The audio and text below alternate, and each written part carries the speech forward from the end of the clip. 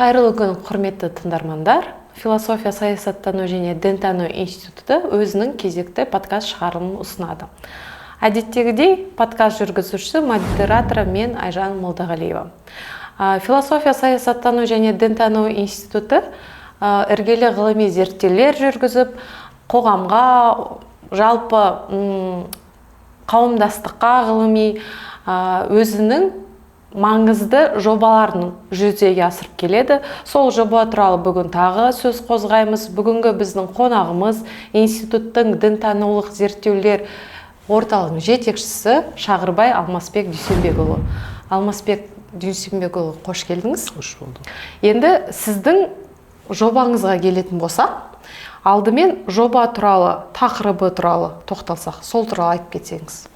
Бізде 2021-2024 жылдар аралығында гранттық қаржыландыру аясында қазақстандық қоғамның рухани жаңғыруындағы мәшһүр Жүсіп Көпейұлының діни өнегелік мұрасы деген біздің тақырыбымыз. Осы тақырыпта зерттеу жүргіздік. Зерттеушілер тобы 6-7 ғалымдардан құралған. Біз бұл зерттеулерді сәтті зерттеп, белгілі алдымызға қойған нәтижеге жетіп, бүгінгі таңда соның ұжымдық монографиясын шығарған болатынбыз. Ол міне сіздердің алдарыңызда, сіздердің назарларыңызға ұсынып отырмын. Осы еңбектеріңіз? Осы еңбек. Жақсы, бұл бізде электронды форматта ұсынылған ба? Электрондық форматта біздің сайтымызда іздеген оқырман, жалпы біз Қазақстан қоғамына ашықпыз. Кез келген ізденуші бұл еңбектерді алып, пайдаланып, өзіне қажеттілігіне жарата алады. Яғни көрермендерге немесе тыңдармандарға жаңағы сілтемесін беріп қойсақ болады. Жақсы. Енді осы жобаңыздың бүгінгі өзектілігі туралы айта кетсек. Енді бұл жобаның өзектілігі бүгінгі таңда біздің жалпы біз тарихта қандай тұлғаларымыз болды. Біздің тарихи тұлғаларымыз Әл-Фарабиден Абайға дейін біздің көптеген тұлғаларымыз бар. Ойшылдарымыз біздің қоғамдық сананы алға ілгерілетуге, жастарға ой саларлықтай дүние қалдырып кеткен, ол әрине қазақтың ойшылдары. Сол қазақ ойшылдарының ішінде мәшһүр Жүсіп Көпейұлы қазақ мәдениетінің көрнекті өкілі. Біз бұл кісінің еңбектерін қоғамға ұсыну. Бұл кісінің еңбектері негізінде шағатай тілінде, ескі араб тілдерінде, парсы тілдерінде жазылған. Жалпы сол жерде бұл кісі қандай мәселені көтерді.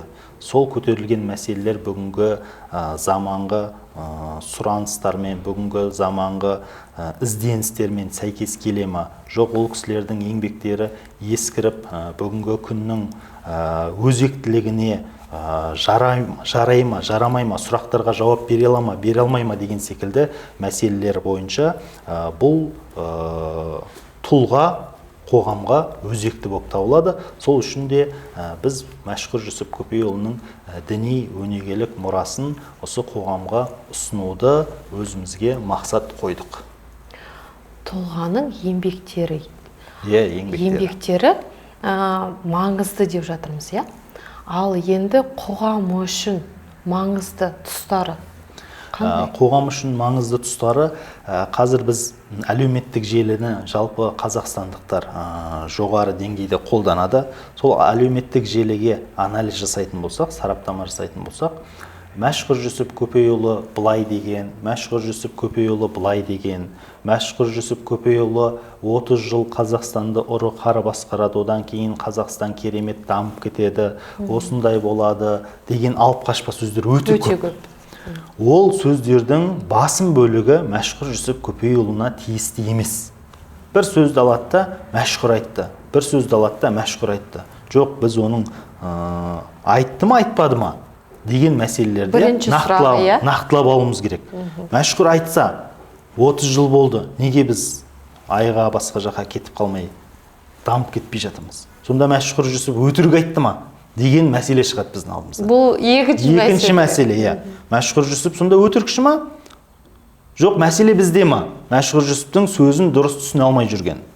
Бұл жерде біз қоғамға, жалпы оқырмандарға айтарымыз, Мәшһүр Жүсіп Көпейұлының еңбектерінде 30 жыл Қазақстанды ұры қары басқарады, одан кейін кереметтей қой үстіне боз торғайлы жұмырт қалған заман болады деген нәрсе ол Мәшһүр Жүсіпке тиісті емес. Бұл жерде біз бір нәрсені түсінуіміз керек. Адамдар жалпы кез келген қоғамда қоғамдық сананы өзін дамытпай еш нәрсе өзгермейді. Адам өзін өзгертеді, болмаса өзгертпейді. Біздің алдымызда екі таңдау бар. Жастар өздерінің бойындағы қабілетті дамытады, қабілеттерін ашады, болмаса жаңағыдай ескі стереотиптермен, ой, менен еш нәрсе шықпайды, андай, мындай деген секілді сылтаулармен еріншектің ертеңі бітпейді дейді, сондай дүниелермен өмір сүреді. Ал біріншісі, ол мәшһүр бабамыз айтқан секілді, біз өзімізді не істеуіміз керек? Рухани, материалдық, экономикалық, құқықтық, психологиялық жан-жақты дамытуымыз қажет. Барлық салада қамти отырып өзімізді дамытуымыз керек. Соның ішінде де кейбір пікірлер қыз балаға білімнің қажетіне, ол отбасын құрады деген секілді жаңсақ пікірлерде Мәшһүр Жүсіп Көпейұлы айтады, ер адамға білім міндет болған секілді, әйел адамдарға да екі есе міндетті дейді. Неге десеңіз, ол бір ұрпақты тәрбиелейді. Ер адам түзде жүрсе, әйел адам, қыз балалар, болашақ аналар отбасында ұлтты тәрбиелейтін адамдар оларға білімнің екі есе қажеттілігін алға тартады.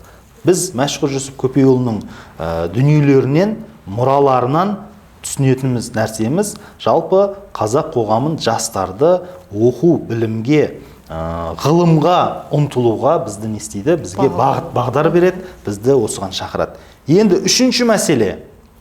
Біз қазір қоғамда радикализация деген дүние бар. Теріс ағымдар дейміз, теріс идеология, дін несінде, дін тақырыбындағы теріс идеологияларға, теріс ағымдарға Мәшһүр Жүсіп Көпейұлы кереметтей дүниелерді айтады. Ол кереметтей дүниелер не десеңіз, жалпы ислам ілімдерінде жаратушының сипаттары бар. Мысалы, біздің осы Орта Азияда қалыптасқан Матруди мектебі, Матруди ақидасы мектебі деп айтамыз. Сол жердегі Алланың сипаттары 7 сипатын біз Мәшһүр Жүсіп Көпейұлының еңбектерінде кездестіреміз. Бұл дегеніміз біздің Орта Азиядағы Абу Ханифа мазхабы және Матруди сенім мектебі ақидасының мен біздің ойшылдарымыздың мұраларында сол сипатталған. Ал енді біздің жат пікірдегі бізге келмейтін дүниелерді айтып жүрген, Абайың адасқан, шәкәрімің шатасқан деп жаңсақ пікірді айтып жүрген жастарға айтарымыз, жоқ, сіз бірінші Абай Құнанбайұлын, Шәкәрім Құдайбердіұлы, Мәшһүр Жүсіп Көпейұлы, бұлардың барлығы замандастар, бұлардың барлығы бір дәуірде өмір сүрген, бір мәселелерді көтерген тұлғалар. Біз бұл кісілерді еш қандай жағдайда қателесті деп айта алмаймыз. Неге? Себебі бұлардың діни танымы, діни білімі, бірнеше тілде сауатты бір-бірімен хат алмасуы олардың академиялық білімінің өте жоғары екендігін, деңгейін көрсетеді. Сол бұл еңбектердегі мұралар бүгінгі таңдағы теріс идеологияға қарсы тұруға біздің жастарымызға не істейді? Жол сілтейді. Сол үшін де бұл еңбектер қазіргі қоғамда, қазіргі сұраныстарға жауап бере алатындай құнды дүниелер бар. Сол үшін де біз бұны не істеп отырмыз? Бұл тақырыптарды зерттеп қоғамға ұсынып отырмыз. Жақсы, Алмасбек Дүйсенбекұлы, қорытындай келе, мына жастарға, тыңдармандарға өз тарапыңыздан қандай ой немесе бір кеңес тастар едіңіз?